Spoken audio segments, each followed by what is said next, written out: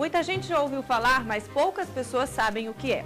Os cientistas estudam o autismo desde 1943, mesmo assim a comunidade científica não chegou a um consenso sobre as causas desse transtorno.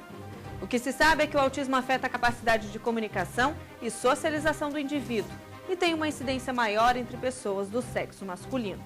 No mês em que todo o país voltou os olhos para o problema, o repórter Justiça mostra o esforço de diversos grupos que ajudam pessoas portadoras da doença a desenvolverem um pouco de convívio social.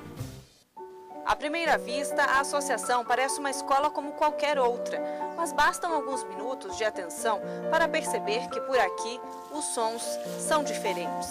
É um ambiente desconhecido e antes que seja possível entender o lugar, lá estava Clever, 21 anos, autista, bem na minha frente, falando de uma maneira que eu não entendo, mas natural para ele. Então, foi preciso me desfazer dos conceitos estabelecidos sobre o autismo para, mesmo por instantes, fazer parte do mundo dele, entender tudo aquilo. Ah, Mansa. Fala, Mansa. Ah, Mansa. Fala, Mansa. Tudo bem? Você. Meu nome? Sinete. O seu? Que fim. Fala Mansa é o nome de um grupo de música que ele adora. A psicóloga explica. Quando reage assim, significa que me aceitou e percebeu que eu estava ali. E mais, permitiu que a nossa equipe fizesse parte das atividades. Primeiro, Clever monta o quebra-cabeças. Parece fácil, infantil demais. Assim como procurar o próprio nome entre um monte deles. Me dá o seu nome, Clever. Quer? Pega aqui o seu nome, Clever. Quer? Ah, muito bem. Parabéns. Parabéns. Parabéns. Parabéns. O próximo passo é bordar uma linha reta na tela de tapeçaria. Parece pouco, mas significa que Clever está bem à frente de muitos autistas. E para chegar até aqui, foram vários passos. Esse é um dos maiores estágios da chamada motricidade fina, aquela em que utilizamos a ponta dos dedos para alguma tarefa. Depende de cada indivíduo. Tem meninos que levam 5 anos para chegar em um passo desse. Tem outros que já têm essa habilidade desenvolvida que em menos de 3 meses já fazem. Logo, a atividade é interrompida. Nosso microfone desvia a atenção do rapaz. Eu te empresto, você quer? Eu te empresto. Alô. O microfone perde a graça e minhas mãos o prendem. O esmalte vermelho, quase laranja, chama a atenção. Ele tenta tirá-lo, usa a própria unha com força. Eu deixo. Quando achei que já havia tirado o esmalte suficiente, tento convencê-lo de que era hora de parar e ele entende. Termina a lição e me convida para ouvir a música. Seguimos o caminho até outra sala. O aparelho de som é posto para funcionar e ele não se empolga. Parece que sente que é hora de se despedir. Está próximo. Gostei de te conhecer, viu? Você também?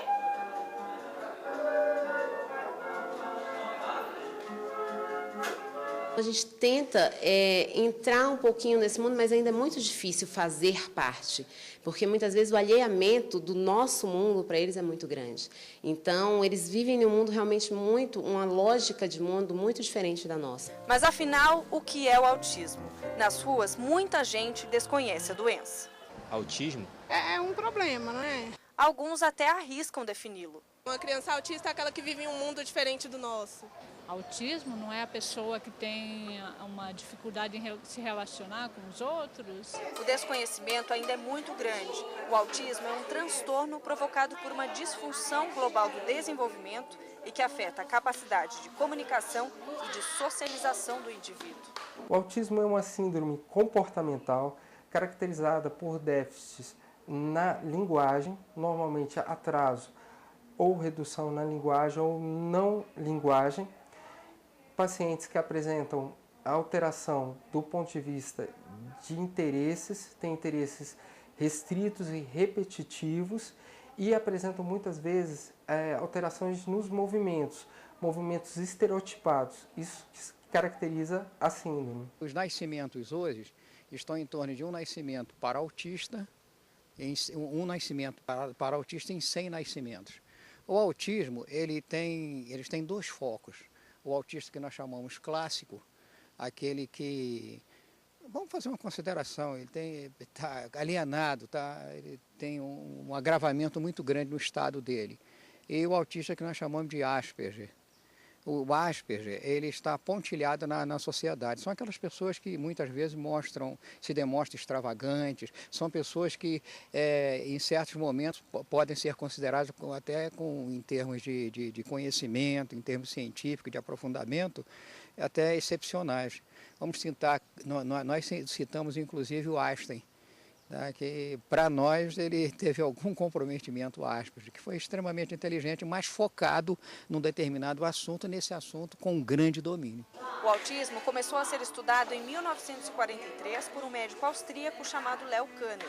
Na época era definido como uma fuga da realidade. Embora os estudos do transtorno tenham avançado nas últimas décadas, ainda não se sabe ao certo quais são as reais causas, o que realmente pode provocá-lo. Muitos deles não suportam esse inserir-se, né? Então, o barulho extremo, muitos não gostam, a luz, o excesso de pessoas falando, os sons, os ruídos, muitas vezes faz com que eles tenham crises. Então, também tem essas limitações. Contrário a isso, aqueles que conseguem circular nos ambientes sociais, muitas vezes esbarram no preconceito dos outros e, às vezes, do pai, que nem sempre é um preconceito, mas uma precaução enquanto filho, né? Não expor o filho. O diagnóstico é feito clinicamente. Pode ser auxiliado com exames auditivos, além de testes com ácidos orgânicos, de alergias alimentares, metais no cabelo, imunodeficiências, que, neste caso, têm a finalidade de ampliar o campo de tratamento. O transtorno geralmente é constatado até o 3º ano de vida, mas desde bebê é possível ser percebido em pequenos detalhes, que podem ser um indicativo da presença da doença. É uma análise delicada, mas que pode ser feita por quem está diariamente com o bebê. Por exemplo, um bebê que na hora de amamentar ele não estabelece nenhuma interação com o olhar com a mãe. Um bebê, por exemplo, que rejeita o contato físico, o contato com o pai ou o contato físico com a mãe. Bebês que, no decorrer desses meses, com 4, 5 meses, eles não apresentam atenção compartilhada. Por exemplo, a mãe olha para um objeto, ele não consegue olhar, não consegue acompanhar esse objeto. Diante dessas informações, é possível trabalhar a criança, apurar os sintomas, buscar alternativas de controle e garantir um pouco de abertura para o convívio social. Quando o diagnóstico é feito muito precocemente, o que é feito é predominantemente o tratamento com a terapia ocupacional. Você leva essa criança a um trabalho cada vez maior de romper essas barreiras de comunicação da criança. Uma coisa é certa, o diagnóstico precoce ainda é a melhor ferramenta que os pais podem ter nas mãos ao constatar o autismo, porque pode garantir um futuro diferente à criança autista quando ela atingir a fase adulta. É fundamental saber se relacionar, e essas crianças têm um comprometimento importante nas relações interpessoais. Então, a gente não deseja que ela já esteja pronta nesse sentido. O estar pronto, acho que nunca acontece. Até a gente também tem muita dificuldade, né? Essa questão de estar pronto. Mas ela tem que ter o mínimo do mínimo. Então, por exemplo, a questão da agressividade deve estar controlada. A questão do fazer, do se sentar, do produzir uma tarefinha, por mais simples que seja, e adaptada a ela é importante. Então, a criança já tem que ter no seu repertório comportamental condutas que sejam favoráveis para que ela escute, para que ela participe, para que ela interaja. Porque às vezes eles chegam muito agressivos, eles não têm hábitos de escutar, né? Porque é do quadro deles essas dificuldades. E aí elas estão muito acentuadas. Dentro da escola eles são treinados. A seguir, as consequências da falta de escolas e recursos destinados exclusivamente a pessoas com autismo. A adoção de políticas públicas pode representar a garantia de socialização. A gente volta em instantes.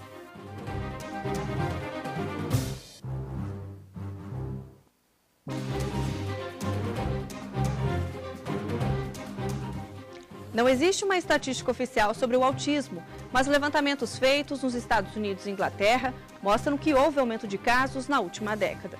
Em 1990, havia um caso para uma média de 2.500 pessoas. Em 2009, passaram a ser registrados 1 em cada 110 nascimentos.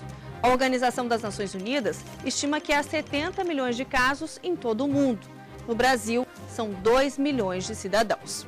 O tratamento e o cuidado a essas pessoas esbarra em um problema grave, a falta de políticas públicas. A inclusão é fundamental para o desenvolvimento de quem tem o transtorno, mas faltam escolas e recursos destinados exclusivamente a esses brasileiros. A suspeita de que o filho mais velho era autista foi um choque.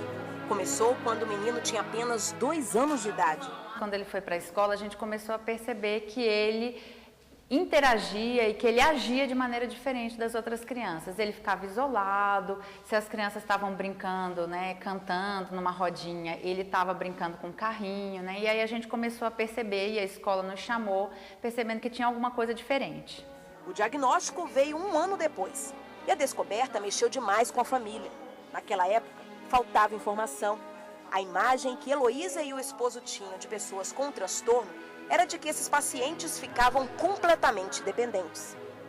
O que a gente tem ideia é daquelas coisas de filme, né? A criança que não fala nada, que não gosta de ser tocada, né? Que rejeita qualquer carinho, que fica ali no mundinho dela. E não era a realidade do Vinícius. O Vinícius gosta muito de ser abraçado, até hoje ele gosta de ser massageado. Ele interage com a gente, não com um estranho, mas com as pessoas que ele conhece, da família, os amigos que ele conhece, ele interage. Então, assim, num primeiro momento a gente falou, não, talvez não. Só que o autismo tem diversos níveis, né? E cada criança se comporta de um jeito. Então, por isso que o diagnóstico é muito difícil. Foi preciso procurar ajuda para entender melhor o autismo, saber lidar com o filho e estimular o desenvolvimento dele. Aos 3 anos a gente começou então com um acompanhamento com uma psicóloga e com uma fono, né? E aí a gente já não tinha um diagnóstico ainda fechado, mas a gente já sabia que o Vinícius tinha alguma coisa especial, né? E aos poucos eles foram introduzindo esse tema, pode ser autismo. Isso nos assustou num primeiro momento, porque a gente tem aquela ideia de estereotipada, né, do que é uma criança autista, né? Então a gente até rejeita num primeiro momento essa ideia de que meu filho é autista. Quando ela mais precisava de apoio, a própria escola que alertou sobre o comportamento do Vinícius deu a notícia que Heloísa não queria. O local não estava preparado e não tinha condições para atender a criança. Falou que era para eu deixar de gastar dinheiro e tirar o Vinícius de lá, porque eles não estavam conseguindo lidar, não estavam conseguindo ter o retorno que eles esperavam conseguir. Vinícius hoje, aos 8 anos de idade, estuda numa escola pública no centro de Brasília, que atende crianças com necessidades especiais. Mas não é suficiente. As dificuldades, como atraso na fala, exigem um tratamento especializado. E esse tipo de apoio não se encontra no governo.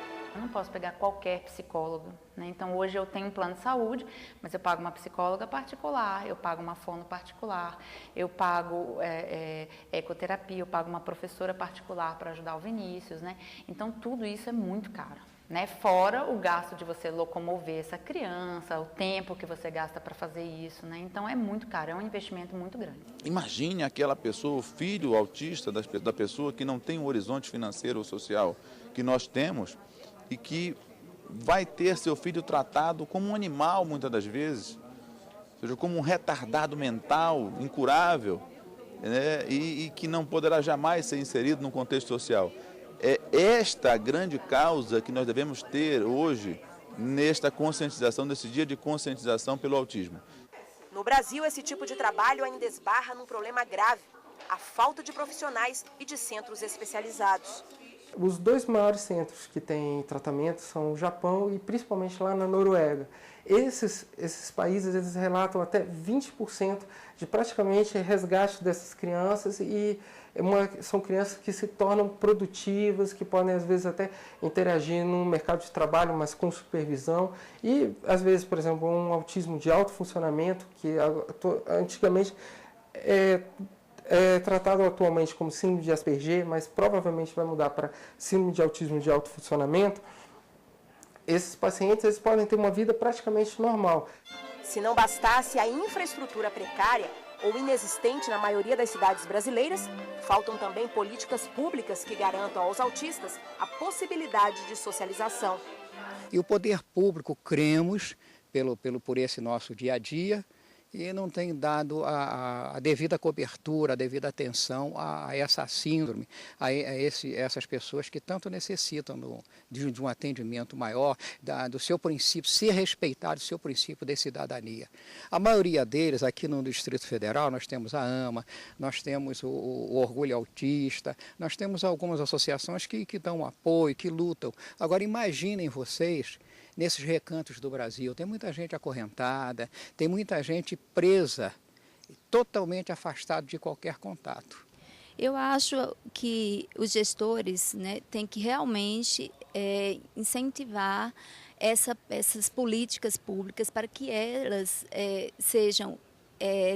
levem ao desencadeamento de criação de novos serviços, de equipes multidisciplinares em regionais e, no caso do Brasil, em municípios cada vez menores.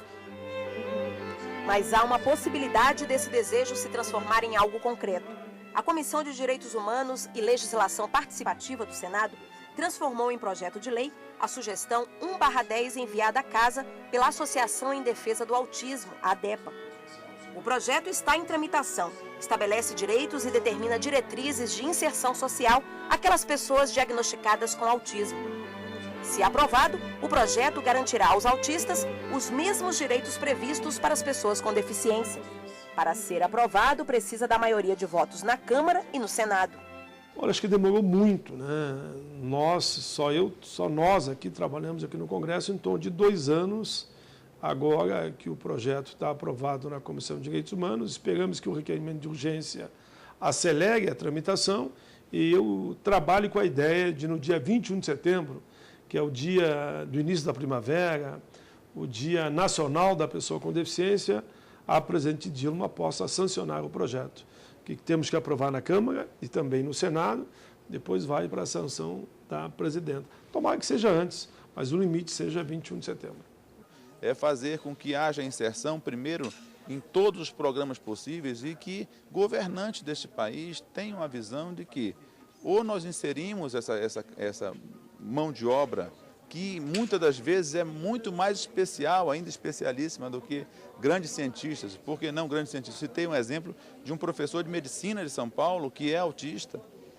Ou seja, é uma prova cabal de que não há barreiras para isso. As barreiras são colocadas pelos governantes ou por aqueles que preconceituosamente não têm a coragem de enfrentar o problema. No próximo bloco, o esforço de grupos para ampliar a discussão sobre o autismo e a importância do dia dedicado a chamar a atenção para o problema. Envie a sua sugestão para o programa. O endereço é repórter.justiçacemcedilha@stf.jus.br. A gente volta em instantes.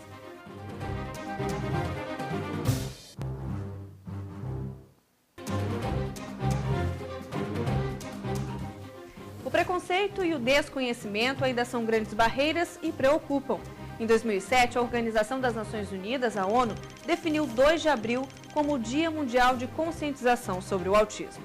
A partir daí, todos os anos, uma grande mobilização é feita em vários países para divulgar informações sobre a importância do diagnóstico precoce e chamar a atenção da sociedade. Neste ano, monumentos históricos foram iluminados de azul para combater o preconceito e incentivar as pessoas a se informarem sobre o autismo. A cor chamou a atenção do governo e da sociedade. Pais e amigos de autistas alertaram sobre a necessidade de garantir aos autistas a inclusão social.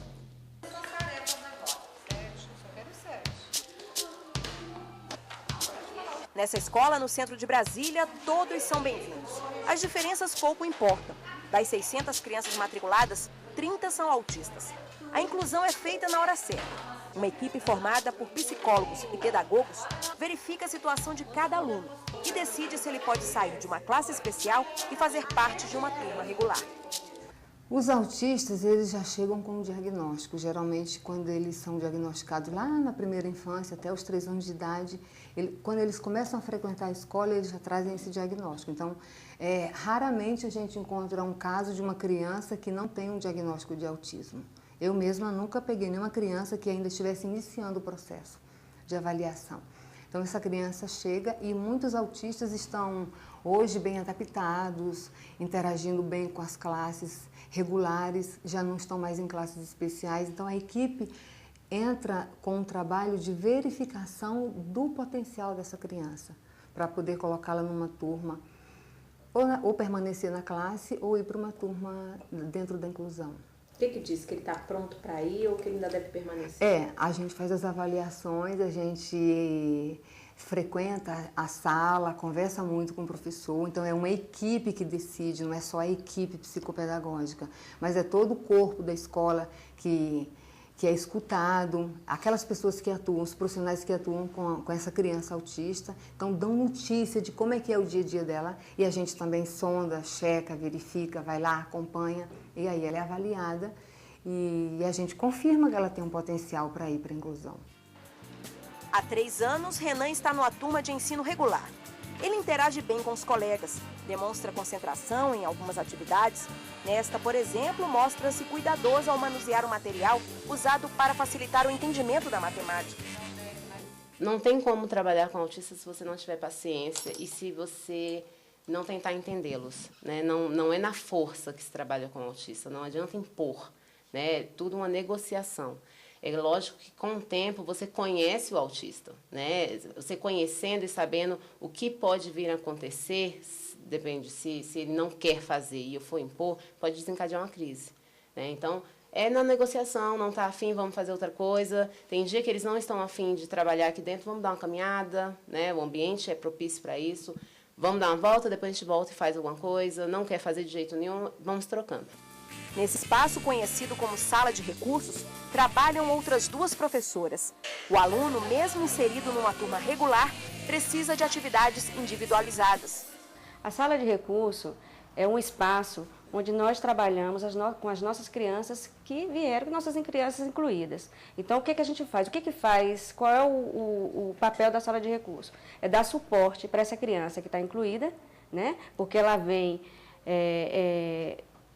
com alguma, não posso nem dizer dificuldade, mas com o quê? Porque ela vem de uma classe especial, de um espaço menor. Então, quando ela chega numa sala de aula com 15, 20, 28 alunos, é claro que realmente esse cenário é complicado para elas. Então, nós fazemos o quê? Essa mediação de trabalhar com esse professor regente que recebeu essa criança para estar atendendo essa criança de uma forma melhor, pedagogicamente. A luta para vencer as dificuldades é grande, mas nada impede que haja muita brincadeira e conversa. O nosso material ele é bem assim, lúdico, né? A gente tenta trazer aqui para a sala de recursos a oportunidade que ele não tem na sala de aula. É um material mais lúdico. Aqui, por exemplo, nós temos aqui essa sequência, né?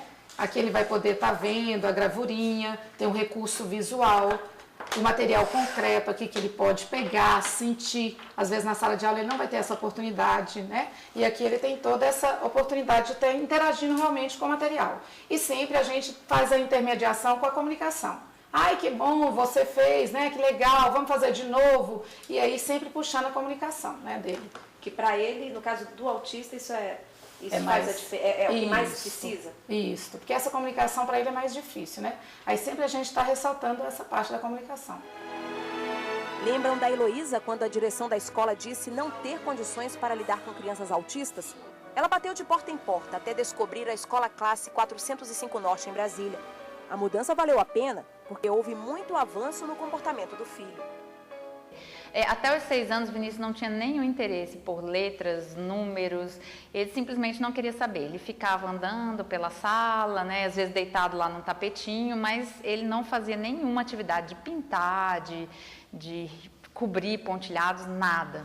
E no ano passado, quando a gente chegou aqui na escola, eles fizeram todo um trabalho, né, primeiro dele ter atenção e no segundo semestre eles começaram a introduzir letras. O Vinícius hoje sabe todas as letras, sabe muitas palavras com cada letra, sabe os números, consegue contar, né? Então a gente vê que foi um ganho em pouco tempo muito grande. Sempre recebemos famílias que já bateram em outras portas, já estiveram com essa criança, maioria das vezes em outras escolas, e a criança não foi atendida de forma satisfatória.